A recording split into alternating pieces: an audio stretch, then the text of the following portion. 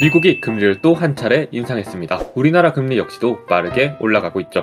자, 이런 상황 속에 어디에 투자를 해야 될까요? 주식, 코인, NFT? 다 좋은 투자 자산이지만 기준금리가 인상할 때마다 반드시 수익률이 상승하는 상품이 있죠. 수익이 반드시 높아지는 상품? 수익이 아니라 수익률이 오르는 상품이 있습니다. 네? 오늘 알아볼 투자 상품은 국채입니다. 국채는 정부가 투자자들로부터 자금을 조달하기 위해 발행하는 사용 증서의 일종입니다. 만약 일반 기업이 발행한다면 회사채가 되겠죠. 회사채는 기업의 신용도에 따라 금리가 결정되니 국채는 국가의 신용도가 중요하겠군요. 정확합니다. 간단히 말하면 국가가 부도날 확률에 따라 국채의 금리가 결정되는 거죠. 국가의 신용을 담보로 하기에 안정성이 상당히 높은 건 당연하겠죠. 수익이 아니라 수익률이 높아진다는 건 무슨 뜻이죠? 이건 국채만의 이야기는 아닙니다. 채권 전체의 이야기죠. 흔히 채권은 금리와 수익이 반대로 간다고 합니다. 흔히요? 처음 듣는데 절 이해시켜주세요. 채권에서는 이표 금액과 만기의 상환 금액은 고정되어 있습니다. 만기에 100원을 돌려주는데 발행 금액이 100원이면 금리는 0%죠? 그렇죠. 채권 가격이 90원이 된다면 90원을 주고 100원을 받으니 이자율은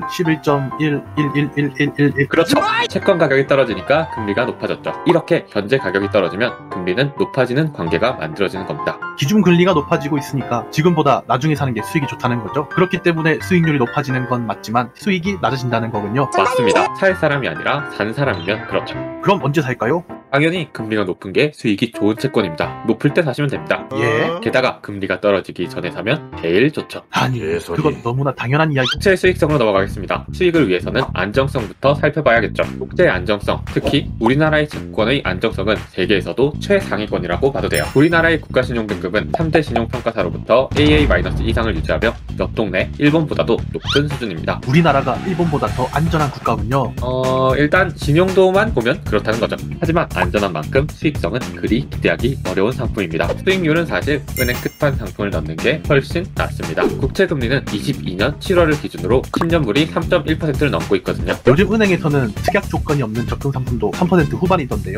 하지만 금리 하락기에 채권을 매입한다면 이야기는 달라집니다. 앞에서 이야기했듯 채권을 보유한 채 금리가 떨어지면 채권 가격은 올라가니까요. 그럼 마무리 해주시죠. 안정성으로 보면 단연 최고의 상품입니다. 만일 읽기 싫다고 하시면 국채만한 상품은 없습니다. 하지만 투자라고 하기에는 아쉬운 상품이죠. 특히나 22년 미국의 연이은 금리 인상이 이어지고 있죠. 시장은 당장 올해 말 기준금리의 고점을 3에서 3.5%로 보고 있습니다. 우리나라의 금리도 따라오를 가능성이 높으니 당장은 매력이 좀 떨어집니다. 나중에 금리가 어느 정도 전고점에 다다랐을 때 투자를 하시면 좋을 것 같네요. 오늘은 여기서 마치겠습니다.